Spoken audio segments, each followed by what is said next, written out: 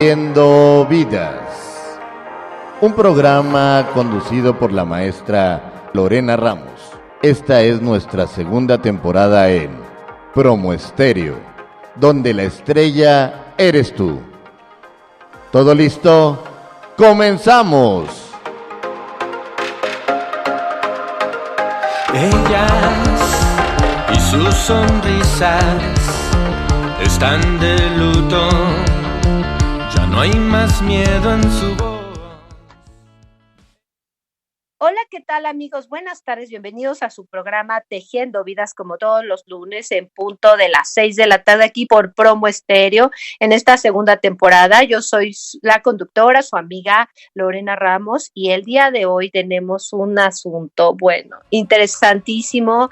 Saben, ya habíamos venido platicando sobre la situación de las mujeres adolescentes y con temas penales, cuál era la situación que estaban viviendo, y pues nos dimos a la tarea de encontrar a una excelente especialista con una amplia experiencia entre 15 y 20 años en el tema de adolescentes y en el tema penal, maestra y especialista en esta materia. Sin embargo, por temas seguridad. Hoy vamos a guardar su identidad, pero vamos a platicar de las reformas, de lo que está sucediendo actualmente, cuál es el tratamiento que están teniendo las mujeres, cómo se aborda a la materia penal con adolescentes y con perspectiva de género, que es muy, muy importante y era un tema que ya nos venían pidiendo. Muchísimas gracias, maestra. Bienvenida a Tejiendo Vidas. Hola, Lore, muchas gracias. Muchas gracias por el espacio, muchas gracias por permitirme interactuar contigo. Yo sé que eres una maestra en el género y bueno, pues hoy el tema que nos ocupa de verdad es de relevancia porque muchas veces en el ámbito penal se deja un poquito de lado la justicia para adolescentes. Entonces, qué bueno que tenemos este espacio para poderlo platicar. No, pues es que hay mucho que platicar porque justo a mí me gustaría empezar por un punto importante, lo que antes se manejaba. Queda ya en el pasado el tema de los menores infractores. ¿Bajo qué circunstancia? O sea, ¿por qué? Bueno, a ver, dando un poquito de contexto de lo que en la actualidad es el sistema de justicia penal para adolescentes, recordemos que en el año 2005, el 12 de diciembre, se reforma el artículo 18 constitucional. Esta reforma obedece al cumplimiento de las obligaciones del Estado mexicano para con la Convención de los Derechos del Niño. Imagínate, fue ratificada desde el año de 1990. Pero antes de la reforma del 2005, en la Ley para el Tratamiento de Menores Infractores, que es el punto que tú estás comentando, se intentaron incorporar derechos a esta Ley para el tratamiento. Sin embargo, aún empezando por la materia era administrativa. O sea, no existía realmente una regulación penal judicial, sino estaba en manos de la Secretaría de Gobernación todo el tema relativo a menores. Y entonces imagínate, pues desde el nombre de la ley se manejaba todavía este concepto de menores. ¿Por qué hemos abandonado el concepto menores y hoy día hablamos de adolescentes en conflicto con la ley penal? Cuando hablamos de menores, un poco también nos remitimos a cuestiones de poca importancia, ¿sí? De poca trascendencia, de menores que están sobre todo supeditados a lo que los adultos tenemos que decidir para con ellos en cualquier aspecto. Imagínate, sobre todo, esto obedece a lo que se llamaba el sistema tutelarista, donde inclusive, aun cuando un menor de edad, entre comillas lo de menor de edad, cometía delitos o no, ellos podían ser institucionalizados. Entonces, estamos hablando que se les trataba como objetos, no como sujetos de derecho. La reforma precisamente de diciembre obedece a esta necesidad de tratarlos como sujetos de derecho, donde se les reconocen sujetos en específicos por ser personas en desarrollo, pero además que hay una responsabilidad ya de ellos hacia la sociedad en el caso de infringir leyes penales. Entonces partimos de esta situación de que hoy día ya no los llamamos menores de edad o menores infractores, aunque aún así hay tribunales en todo el país que el mismo nombre, por ejemplo, es el caso de Durango, de los tribunales se les llama tribunales para menores. Y bueno, ellos te dan su explicación, pero en el ámbito internacional el término menores está abandonado. Y hoy día se les llama adolescentes en conflicto con la ley penal. De sí, hecho, ese bueno, es un tema, perdón que te interrumpa. No, adelante, Lore. Este es un tema muy, muy importante porque todavía, como el uso y costumbre en el medio jurídico, ¿no? Les lleva a hablar sobre menores. Y sí, es todo un contexto muy interesante que, como justo lo acabas de exponer, es importante tenerlo presente. Y sobre todo porque, bueno, estamos hablando de adolescentes, pero ahorita ya nos vamos a ir como sesgando el tema hacia mujeres adolescentes, ¿no? Así es. Bueno, te explico rápidamente cuál es la otra parte como de la realidad. Hoy día existe una regulación única, que es la Ley Nacional del Sistema Integral de Justicia Penal para Adolescentes, que se encarga de establecer los lineamientos de los procedimientos penales en todo el país.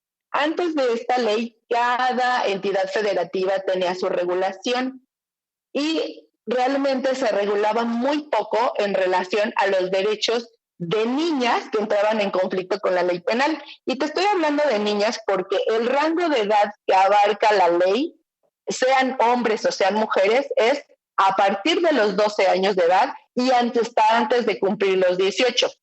Antes de los 12 años no pueden incurrir en el ámbito penal. Después de los 18 solamente están sujetos a procesos de adultos. Entonces, imagínate, primeramente, al hablar de mujeres, estamos hablando como de este grupo etario dentro del cual nos tenemos que circunscribir. Hoy día, como te comentaba, la ley nacional establece lo que es el sistema procesal penal acusatorio, que ya sean hombres o que sean mujeres que entran en conflicto con la ley penal, y soy muy en específico, que cometen delitos. ¿Qué delitos? Robo, extorsión, fraude, pues es muy poco. Los más recurrentes son a veces homicidio. Ahorita con la pandemia se dieron muchas situaciones de abuso sexual, de violaciones. Entonces estamos hablando de los adolescentes y las adolescentes que cometen este tipo de delitos tienen una regulación específica de derechos en la ley.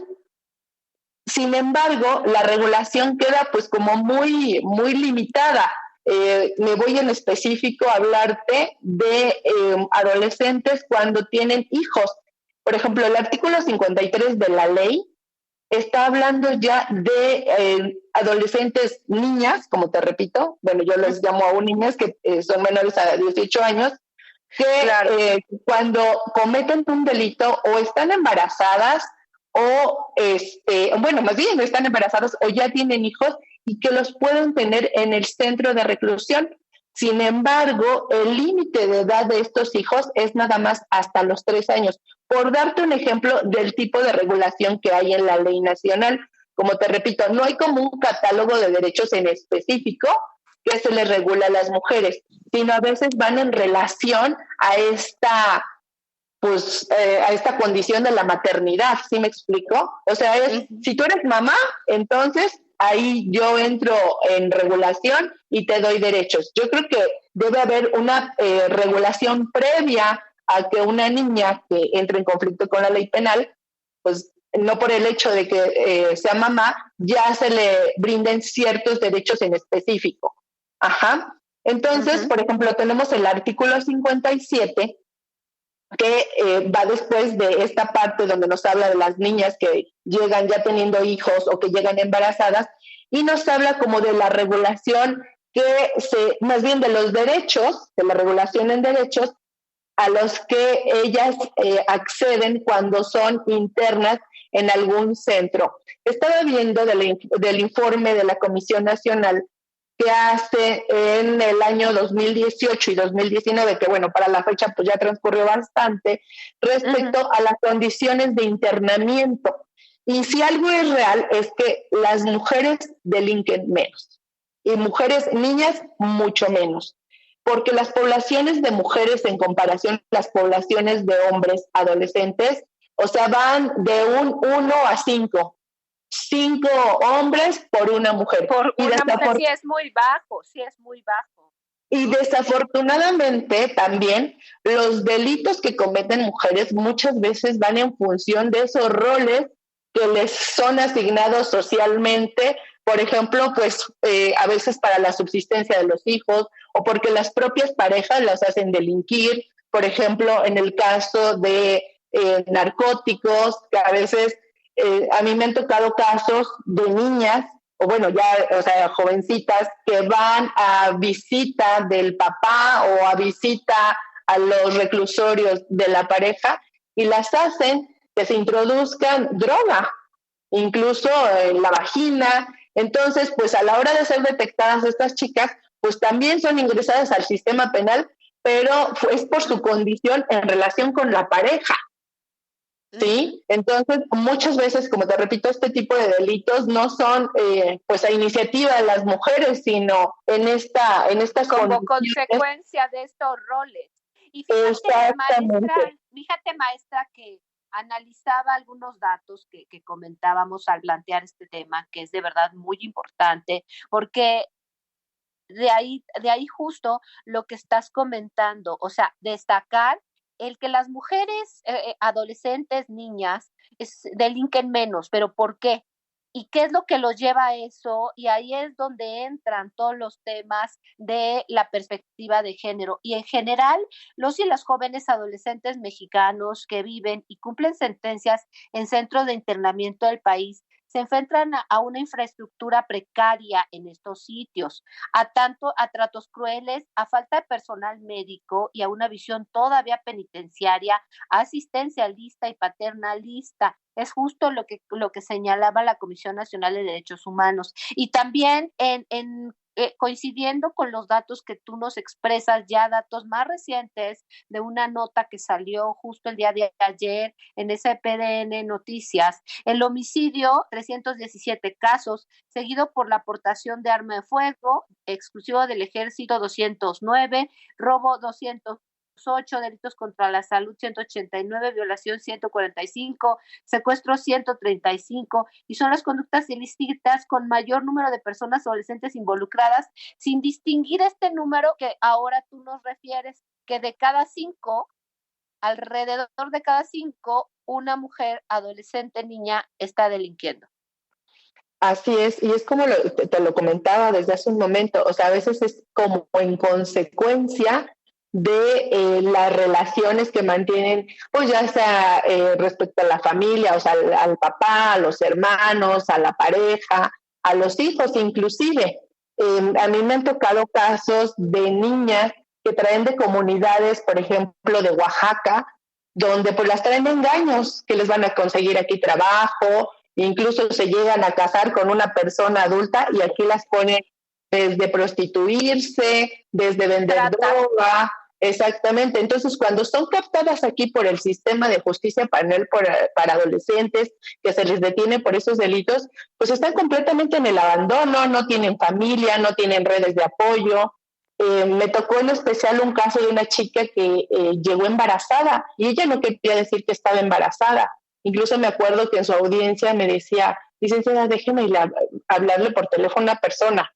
Entonces, pues evidentemente nosotros no les podemos proporcionar el teléfono personal para que ellas llamen. Y ya después platicando en particular me dice, que sabe que yo estoy embarazada y a mí me trajeron y se iban a casar conmigo. Pues la chica estaba abandonada. O sea, la realidad es que la chica estaba abandonada. La realidad es que no podía avisarle a su familia porque ni siquiera la comunidad de la cual ella venía pues tenía acceso a medios de comunicación fáciles. Nosotros hicimos toda una labor, su abogada, trabajadores sociales, para que ella contactara a su familia. Para acabar con esta historia, la chica tuvo al bebé, de hecho fue una bebida en el centro de internamiento, en ese tiempo era la comunidad para mujeres, todavía aún se llama así, me parece, y pues ahí se le dio cuidado a la bebé, ahí nació, ahí se le proporcionó pues todo lo necesario para un bebé recién nacido. Y es como la parte ahorita de la regulación de la ley que dice que pues se debe de evitar la institucionalización. Pero imagínate en estas condiciones donde hay cero redes de apoyo, es muy complicado.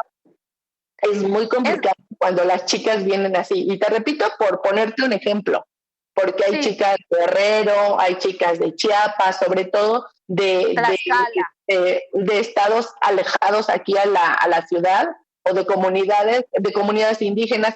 Y bueno, hablando de vulnerabilidades, ¿no? O sea, adolescente, imagínate, indígena, mujer, o sea, como las tres condiciones o más marcadas de vulnerabilidad en una niña que está en un centro de internamiento. Nos tocó. Sí, maestra, fíjate que aquí es importante hacer el cruce de información con la Ley de Acceso a una Vida Libre de Violencia.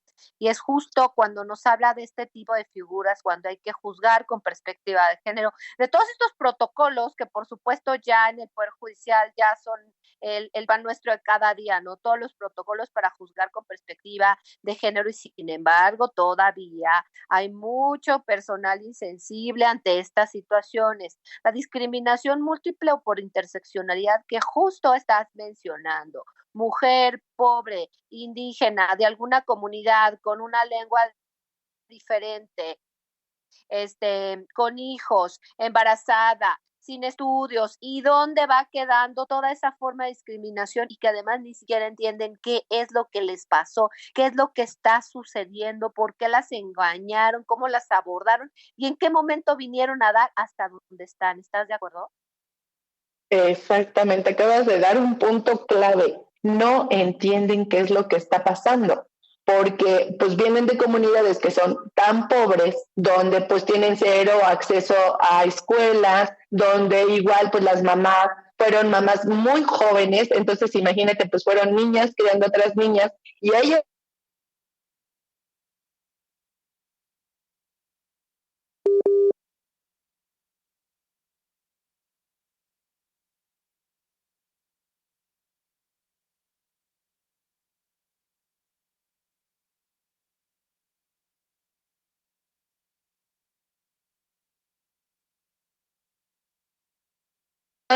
que la verdad el personal es muy sensible y es una comunidad donde tiene poca población. Ahorita me parece que la población es muy reducida. Estaba checando de este informe donde dice que hay solo 8 mujeres internas. Tal vez haya un poquito más, tal vez haya un poquito menos. No tuve posibilidad de en este momento actualizar el dato, pero sí, a partir de la entrada en vigencia de la ley nacional, que te repito es de junio del 2017, se ha reducido mucho la población tanto de hombres, pero mucho más la de mujeres. Y en pláticas con las chicas con las que a mí me tocó dar procesos, decían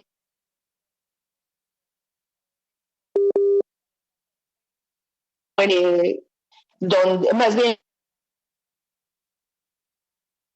aunque fuera un centro de reclusión, formaciones, como tú ya lo mencionaste, pues que muchas veces son muy precarias en estados de la República donde a veces se le minimiza. La justicia para adolescentes tiene una característica muy particular, que es la especialización que debe de haber de todos los operadores. Y en una palabra, ¿qué significa especialización? Pues aparte de conocer la regulación en específico en materia de adolescentes, es pues tener esa sensibilidad de que no son adultos pequeños, de que no les puedes dar la misma responsabilidad que les das a un adulto, aunque muchas veces eso se pretenda cuando se cometen delitos de alto impacto. Sin embargo, son personas en desarrollo. Entonces, de acuerdo a estas etapas de desarrollo, debe de haber esa sensibilización de los operadores, de los centros de internamiento, para precisamente tutelar sus derechos. ¿Y a qué voy en cuestiones en específico? Por ejemplo, en materia de sexualidad. En materia de sexualidad es bien importante abordar los temas como son, pero con la sensibilidad necesaria, pues porque la naturaleza del sistema de adolescentes es brindarles esas herramientas cuando desafortunadamente caen en un centro de internamiento, para que a la hora que ellas egresen pues tengan cómo defenderse en la vida, si tienen que regresar a sus comunidades, si se quedan aquí a vivir en la Ciudad de México, o de niñas que viven aquí en la Ciudad de México, a veces pues vienen de familias criminógenas, entonces imagínate, cuando regresan, pues regresan al mismo ámbito. Entonces, sí, ¿cuál es la finalidad del sistema? Sí, la final del sistema es brindarle esas herramientas educativas, esas herramientas formativas, psicoemocionales. Me acuerdo de una chica que venía de Tlapa Guerrero. De hecho, ella ingresó primero a Santa Marta, después se comprobó que era menor de edad, ya se le llevó un proceso como menor de edad. A ella, bueno, desafortunadamente se le acusaba de homicidio de su propio bebé, un bebé que fue producto de una violación y toda una historia terrible. Afortunadamente, todos los operadores pudimos intervenir para con esta chica, y ella lo que quería estudiar era belleza, porque quería regresar a su comunidad para poder pues ayudar a su comunidad, porque decía que no había ya alguien pues que le cortara el cabello a los niños, a las señoras, que les pintara el cabello, que les pintara las uñas. Imagínate qué cosas tan básicas a veces requieren, y que pues se tienen que entrar en un sistema que es bastante hostil para que haya una respuesta positiva. Exactamente, y la sensibilidad, es que mira, ¿no? Con toda esta experiencia que debemos de tener, con esta especialidad, es cada vez más, nos lleva cada vez a tener un nivel más de conocimiento técnico en estos temas, porque es adolescentes, pero también con perspectiva de género, pero también con la sensibilidad, pero con la empatía, y una te lleva a la otra, y no paras, ¿no? En todo este tema de la sensibilización que debemos de tener como servidores públicos, como juzgadores, como impartidores de justicia, para darle al clavo y para dar el tratamiento correcto, porque estamos dando un tratamiento de primer contacto, una atención que tiene que ser oportuna, que tiene que ser ágil, que tienen que ser entendible, que ellos tienen que saber, les tiene que caer el 20 de lo que pasa, de lo que les está sucediendo, y toda la responsabilidad que te cae a ti como autoridad para que todo esto pueda fluir a pesar de la circunstancia complicada y o como sea del ilícito, pero que pueda fluir para que esta persona también lo logre entender. ¿Por qué? Pues porque obviamente vienen de un entorno de ignorancia. No puedes decir que una persona que es menor de edad tiene los conocimientos suficientes para saber en las que se fue a meter, de qué manera lo involucraron o la involucraron. Sobre todo a una mujer, por ejemplo, como bien lo dices, que está en ese entorno y que además lamentablemente va a regresar a ese entorno. O sea, que tanto todo el tema de la perspectiva de género y el empoderamiento de las mujeres tiene que haber para que esa mujer que vive todo este proceso logre salir a flote, sensibilizarla y sacarla ya con una nueva mentalidad. Imagínate, cuando a pesar de todo la fuiste a llevar ahora sí que a una circunstancia tan complicada, y regresan al mismo entorno, porque seguramente, como bien lo dijiste, toda la familia en su entorno a eso se dedican, o la pareja, o ya la tienen amenazada. En el tema de trata de personas es un tema bien complicado también, bien complicado, porque las tienen amenazadísimas. O sea, este tipo de víctimas ya están bien estudiadas, y a ver, si haces algo, el papá, la mamá, pero esto, pero lo otro, y por eso, así como bien lo dices, el caso que comentas, que no pueden decir porque ya las engañaron, porque son víctimas de un chorro de circunstancias que las llevaron a delinquir sin saberlo, muchas de ellas, ¿no? Así es, y bueno, a lo mejor no tanto sin saberlo, sino sin entender o sin dimensionar las consecuencias que va a haber al cometer un delito. Porque bueno, o sea, evidentemente cuando hablas de delitos contra la salud, cuando hablas de un robo, mucho más cuando hablas de un homicidio, pues sí, por supuesto, digo, aún en el conocimiento más elemental lo saben, pero no entienden las consecuencias y las repercusiones que va a haber para ellas. Y como te repito, un factor que siempre es como muy común es esa falta de redes de apoyo. Y bueno, me he centrado o me he sesgado un poquito a las cuestiones de niñas que vienen de comunidades. Pero también aquí en la ciudad tenemos todo un tema respecto igual a adolescentes que entran en conflicto con la ley penal. Últimamente, por ejemplo, las redes sociales también pues influyen para bien, pero igual influyen para mal, ¿no? El bullying que se ejerce, por ejemplo, en niñas que pues igual son ingresadas a comunidades por cometer algún delito, porque hoy día, bueno, pues algo está de moda, las chicas quieren hacer lo mismo, entonces pues igual pueden incurrir en un robo, pueden incurrir en venta de droga, y al final de cuentas las consecuencias son que si las capta el sistema, pues va a haber un estigma, una estigmatización para ellas al momento de salir. Entonces, nos ha tocado, por ejemplo, pues chicas que se pelean en las secundarias, que lesionan a otra, entonces llegan al sistema y tú te preguntas, bueno, ¿por qué? A veces son niñas que pues tienen de alguna forma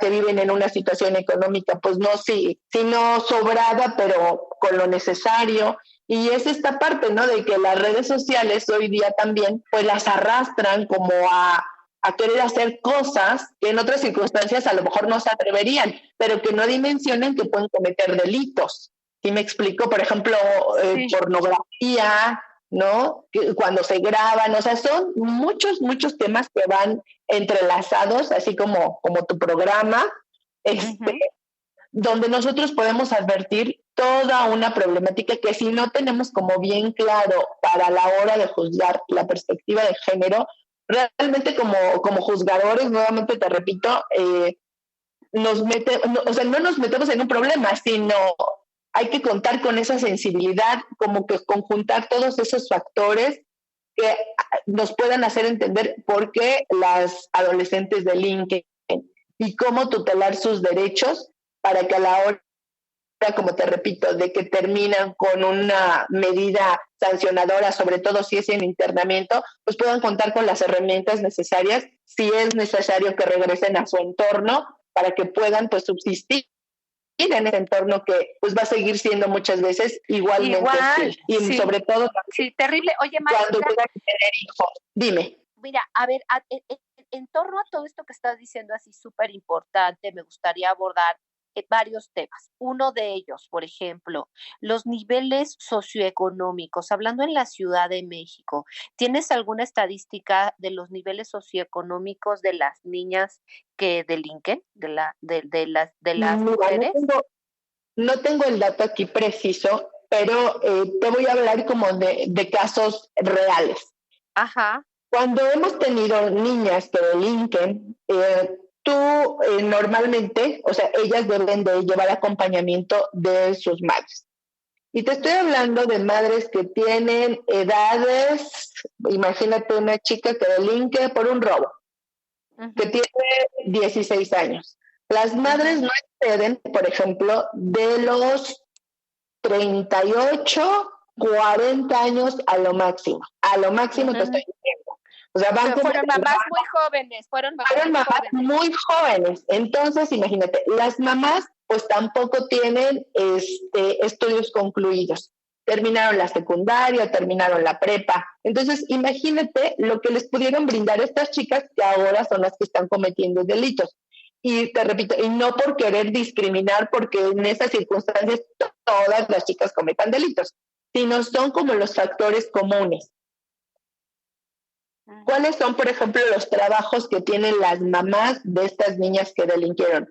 Pues a veces tienen trabajos muy demandantes, por ejemplo, que son enfermeras, que trabajan en un tianguis, que trabajan en centros comerciales. Entonces, que el tiempo de cuidado para estas chicas, pues no, a veces no es el necesario, no es el suficiente, que son criadas por las abuelas, o por la familia extensa, si tienen redes de apoyo. Entonces, yo creo que con estos factores te puedo dar como un poquito de luz de cuáles son los sectores socioeconómicos de los cuales ellas vienen. Los entornos.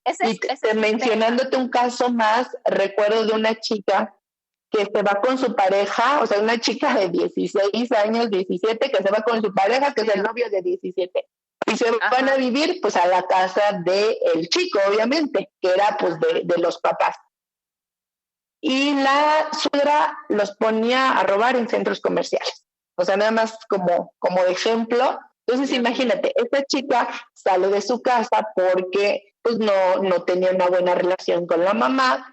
Cuando se va con el novio, pues piensa que va a haber una situación un poquito mejor para ella y la suegra los pone a robar.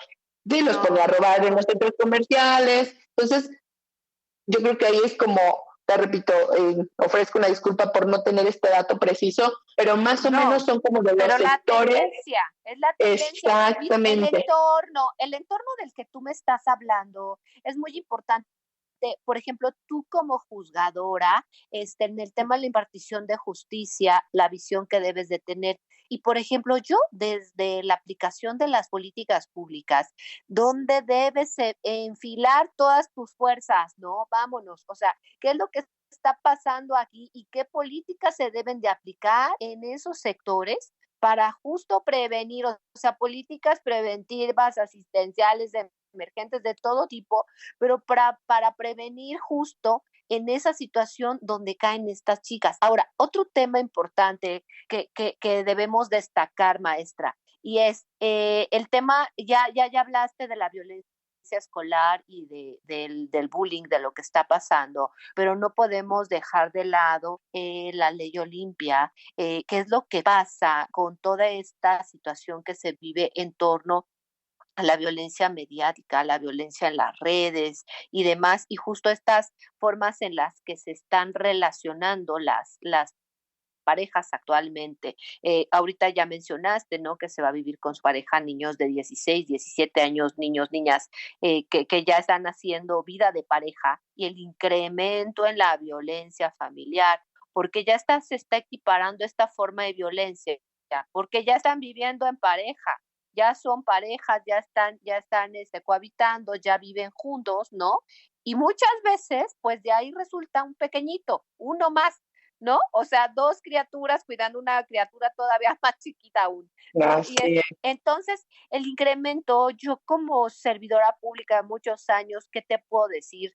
El incremento que vas viendo en estas formas de violencia y cómo debemos de tener esa sensibilidad para ir abordando estas problemáticas e ir aplicando políticas muy precisas, así como tú al juzgar la especialidad que deben de tener, pero también nosotras, toda esta especialidad que se debe de tener y los entornos tan complejos y tan complicados que tienen.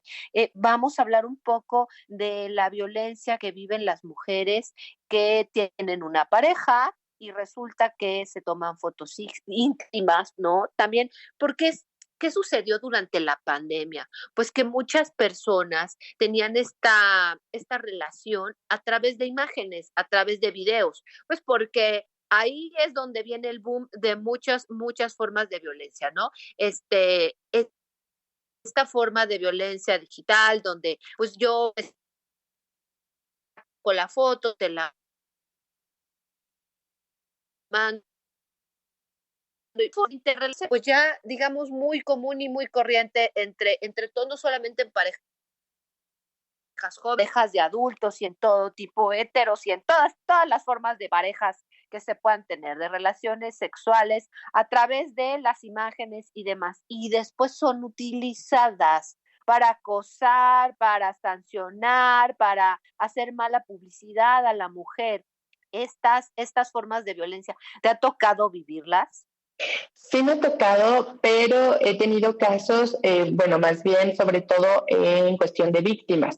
O sea, que el victimario es hombre, exactamente, que aún así nosotros también somos como muy cuidadosos porque pues desafortunadamente también hay víctimas mujeres y victimarias mujeres y luego son tremendas también las adolescentes en este sentido de pues publicitar, como tú dices, esas imágenes que no sé si van en la secundaria o se dan en la prepa, y hay una mala relación mujer-mujer, empiezan a rolar estas imágenes donde, bueno, hay una exposición pues sexual de partes del cuerpo, íntima. Entonces, este es un tema bien importante de lo que tú hablas de políticas públicas.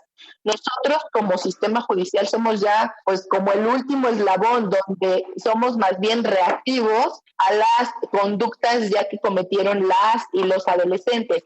Pero digo, previo a esto, pues debe de haber todo un engranaje donde se procure enseñar a las adolescentes ese tipo de convivencias para evitar llegar a ese punto donde ya se hizo una publicidad dañina o con el ánimo dañino de todas esas imágenes que, bueno, se comparten como en el contexto de la confianza de pareja y después terminan siendo utilizadas para la burla, para el bullying, para la denostación de las chicas. Entonces, te repito, a mí últimamente me han tocado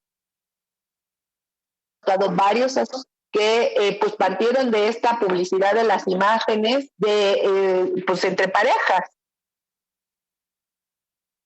como muy recurrentes por el tema de la pandemia, porque pues bien lo dijiste, era como una forma de interactuar en ese momento, pero que hoy día pues llegan a los tribunales, ¿no? Como lo comentas en el caso de la ley Olimpia, que cuál fue el origen de esta ley, desafortunadamente, pero que bueno, pues se llegó a un buen puerto al tener esta ley que protege precisamente esta intimidad de las niñas y de las mujeres.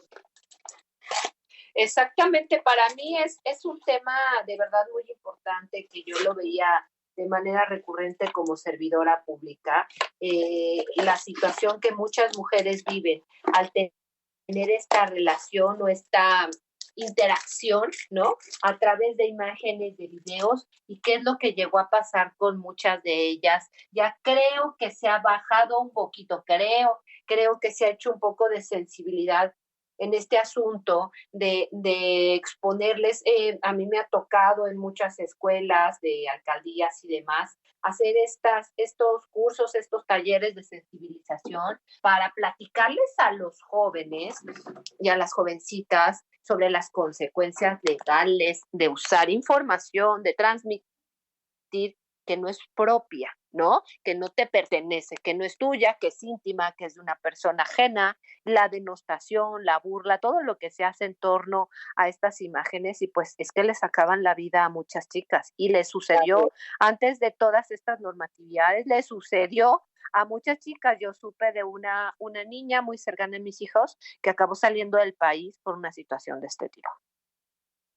Así es, y les cambia la vida, tienen que salir de sus escuelas, muchas veces cambiarse de casa, cerrar todas sus redes sociales, se minimiza su círculo de amistades, ¿no? Porque pues muchas veces los papás también empiezan a prejuzgar, ¿no? La amiguita está rolando fotografías, pues no es la amiga, eso es el entorno que, como te repito, en un ámbito de confianza, pues comparten fotografías o comparten videos, ¿no? Cosas, y pues empieza alguien a hacer mal uso de esas imágenes. Mira, como te repito, desafortunadamente a veces nosotros somos más reactivos que preventivos ya en el ámbito judicial, claro, porque pues ya lo que nos toca es sancionar esas conductas que van a esos ámbitos, ¿no? Cuando lo ideal sería que pues no hubiera este tipo de difusión dañina para cualquier tipo de mujer, sea niña, sea adolescente, y que, bueno, desafortunadamente, pues hace que les cambie la vida a muchas de ellas. Sí, fíjate que ahí es donde entra el Ejecutivo, ahí es donde entrarían todas las acciones de políticas públicas con todos los temas preventivos, asistenciales, antes prevenir todo esto y pues trabajar muy fuerte. Hay protocolos de actuación de la Secretaría de Educación Pública y ya tienen sus años. Sin embargo, yo veo que todavía estamos como en pañales, sobre todo, y lamentablemente, para decírtelo, en la Ciudad de México estamos en pañales con estos temas de sensibilización. Me tocó trabajar desde la violencia escolar en alguna alcaldía. Y sí, a veces la apatía todavía del sector educativo, de que si el sindicato no te llama y demás, sin tomar en cuenta la problemática que realmente están viviendo los jóvenes, porque bueno, está la violencia escolar, pero también ahí digamos que se está gestando, están haciendo también estas relaciones de pareja que nos están llevando a datos muy importantes. Y vamos a pasar al tema de la violencia familiar, de la violencia que sucede con estas parejas de jovencitos, de niños, de niñas, como es que son niños y niñas, ¿no? De 16, 17 años jugando a la casita, y que jugando a la casita traen vidas, ¿no? De otros pequeños, y cómo es que empiezan a vivir la violencia. A mí en el día a día también, como dices, hablando de experiencias, me tocó de un chico y una chica súper jovencitos que también se fueron a hacer vida de pareja, eran de provincia, se vienen a estudiar, ya sabes, la prepa, la universidad, empiezan a vivir juntos. A los 15 días, el novio ya le había metido 2 zarandizas, 15 días ya le había metido 2 zarandizas a la novia. Súper chavitos. Vienen los papás del norte de esta chica, ya dispuestos a hacer de todo. ¿Qué te puedo yo decir? Los corren a los dos de la escuela por la problemática, inician con un tema penal y a los pocos días nuevamente ya estaban juntos. Entonces, digo, uno de tantos casos, pero suceden mucho, en donde ya la violencia en los noviazgos ya es la sanción, ya las empiezan a intimidar, y ahí también mucho la importancia del violentómetro. Fíjate que últimamente en el violentómetro ya se tomó en cuenta la violencia digital y todo, y la importancia de publicitar estos instrumentos, ¿no? Que sensibilicen a todos sobre estas normalidades que le hemos dado a las violencias. Y es que en el momento en el que tú llegas de información sobre la violencia de género, no es normal esta violencia que vives, no es normal lo que te está pasando, la gente empieza a entenderlo ya de una manera diferente, porque es la realidad, se normalizó tanto, ¿no? Que los números se nos fueron en rojo, y pues seguramente tú lo ves más que yo en el ámbito en el que estás. Digo, a mí me toca participar en las mesas de género, en saber todo lo que está pasando con la alerta de género en la Ciudad de México, las fiscalías, todo, pero los números en feminicidios y demás, pero en algún lado empiezan todas estas formas de violencia. ¿Estás de acuerdo? Así es, y me remonta ahorita a un caso que tuvimos precisamente de violencia de género, pero violencia intragenérica, o sea, una chica que violentaba sexualmente a su hermanita. O sea, imagínate nada más el grado de afectación familiar que hay en esos entornos, donde una chica viola, bueno, se llama de forma instrumental, o sea, obviamente pues no tiene un pene, pero viola con otra cosa a la hermanita. O sea, imagínate en dónde queda, en qué nivel está la violencia en esa familia, donde se permiten este tipo de cosas. Y cuando la mamá se entera, en lugar de apoyar pues a la chiquita que era violada, pues apoya a la más grande, ¿no? O sea, ahí se ve como, híjole, pues ¿para dónde jala la señora? Pero yo creo que ahí era necesario mucho más intervención de apoyo a las tres, porque sí vivían en un entorno muy, muy complicado. No, pues, y bueno, horrible. Oye, pero a nosotros nos tocó conocer. Dime por qué. A ver, esta niña, la generadora, la violentadora, ella, ¿qué situación vivió para haber hecho eso? Así es. Pues veía cuestiones sexuales respecto a la mamá, lo que decíamos, ¿no? El nivel educativo de la mamá era secundaria por lo mucho,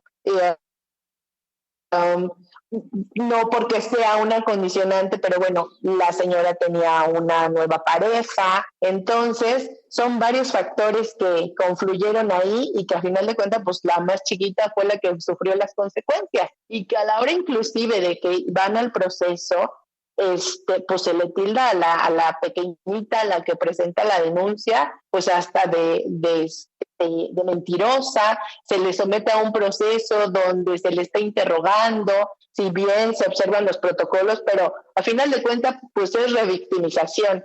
Imagínate, claro, más pequeñita, revivir todo lo que pasaba y pues de personas que son de su total confianza, como imagínate la mamá o la hermana, pues decirle a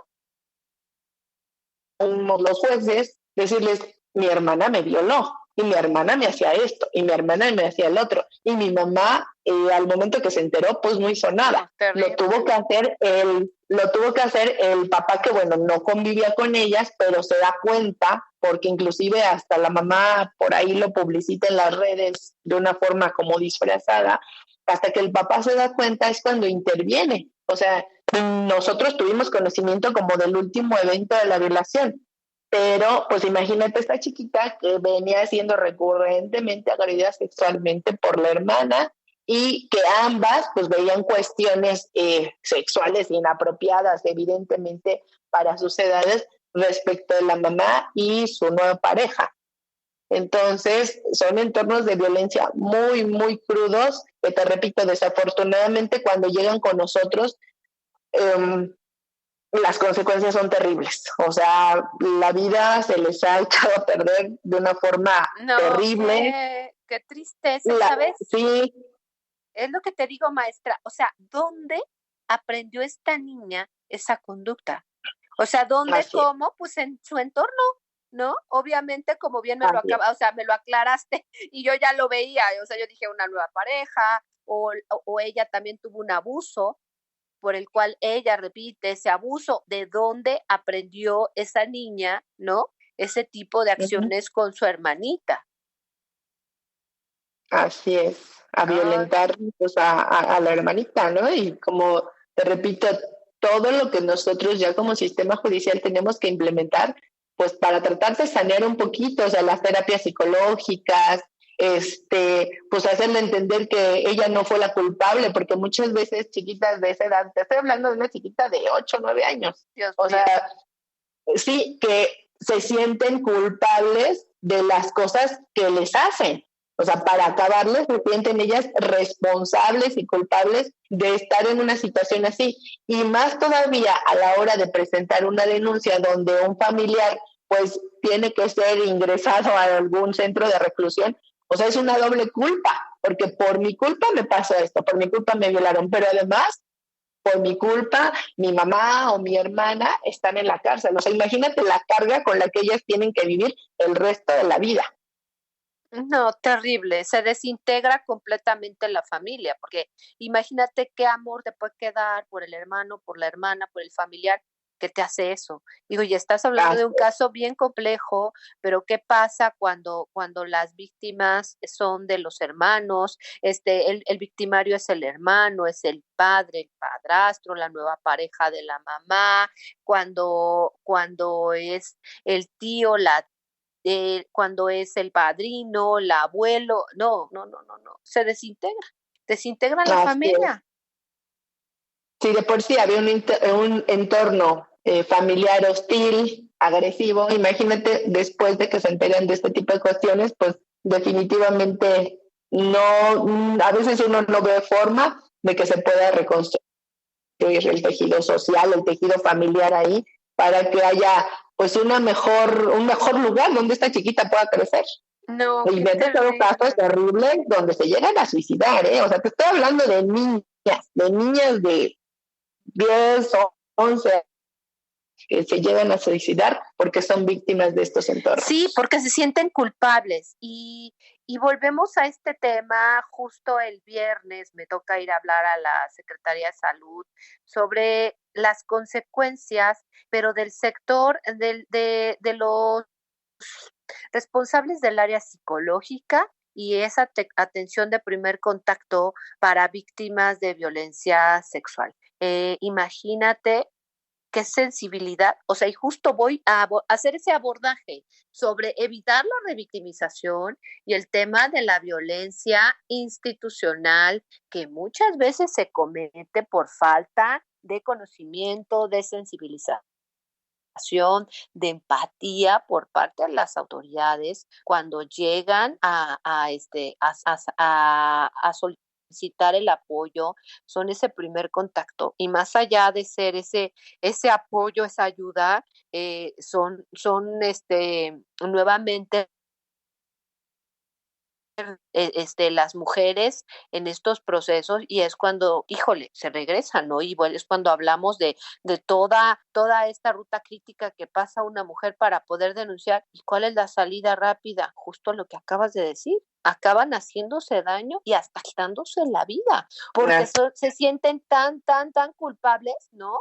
Y ese lugar donde se supone que deberían de sentir ese apoyo, ese cobijo, el decir, bueno, alguien me protege, no estoy, ese famoso no estoy sola no llega, ¿no? Si estoy sola y muy sola, y además soy culpable porque además yo lo ocasioné, tal vez porque soy mujer, porque yo lo provoco por ser mujer, entonces ya por eso ya te sientes culpable y tú desintegraste la familia, y es una carga que no te deja en la cabeza y que acaban tomando decisiones fatales. Así es, sí, te repito, me tocó un asunto así, tendrá escaso un año, y aún lo platicábamos con compañeros de trabajo y seguimos pensando en que pues no es posible llegar a esos puntos, a esos extremos, donde evidentemente pues debería haber como un trabajo previo antes de que lleguen con nosotros esas cosas que, aun que nosotros con el tiempo que tenemos tratando estos temas, aunque tenemos que ser lo más objetivos posibles, pues no te dejan de pegar en el sentimiento, en el corazón. O sea, de verdad te impacta y de verdad te duele que socialmente estemos así y que sea más visible hoy en día por la cuestión, como te decía, de las redes, por la cuestión de que pues las familias están perdiendo como ese control o esa capacidad de ser un lugar, como tú bien lo dijiste, de cobijo. Sí, no, ni la familia ni la autoridad, o sea, brillamos por la ausencia, o sea, imagínate, una familia, entre comillas, donde la mamá está teniendo una nueva relación, una nueva pareja, ¿no? Y este cuate, pues me resulta que es bien mañosillo y llega a querer hacer de las suyas con las menores, ¿no?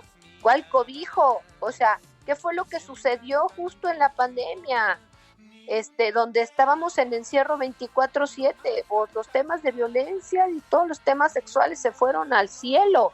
¿Por qué? Pues porque en el encierro, pues pobres criaturas. Ahora hemos hablado de entornos urbanos, qué es lo que pasa con todos estos entornos donde no hay redes, donde no hay comunicación, donde no hay nada. Pues qué complicado, ¿no? Para estas chiquitas, para estas mujeres. Ay, y ya nos están avisando de producción que nos queda un minuto. No. Que nos va muy rápido.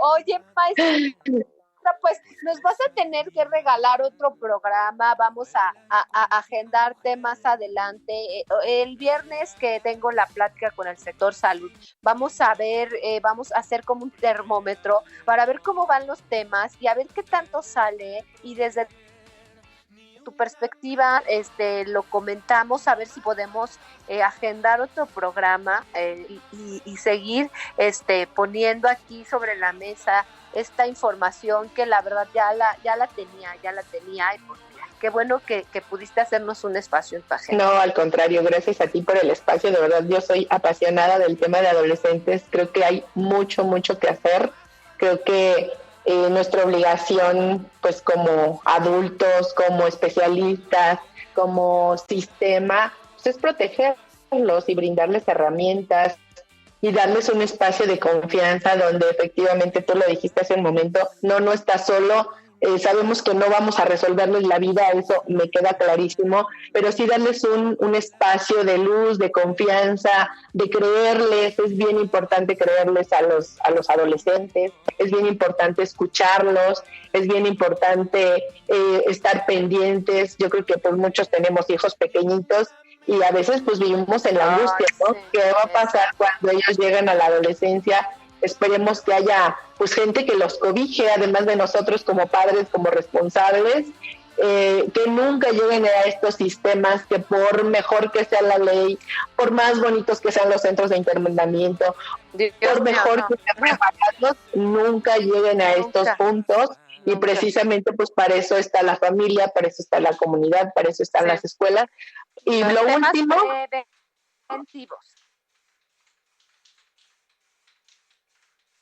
aunque tengamos menos trabajo, seamos el sistema judicial. Sí. Ojalá. Muchísimas gracias, maestra. Gracias a ti, Lore. Muchas gracias, Chelis en producción. Muchas gracias, amigos. Este es su programa Tejiendo Vidas. Ya saben, todos los lunes en punto de las 6 de la tarde tenemos temas muy, muy interesantes y les prometemos que nuevamente vamos a abordar el tema de adolescentes. Yo me despido de ustedes. Soy su amiga, la maestra Lorena Ramos, y nos vemos aquí el próximo lunes en punto de las 6 de la tarde por Promo Estéreo. Tu nacimiento, primer aliento, las debes de proteger, ni una menos, no más fantasmas, ni una menos, ya basta, ni una menos, no más fantasmas, tenemos que decirlo, tenemos que gritarlo, tenemos que hacer algo, ya basta.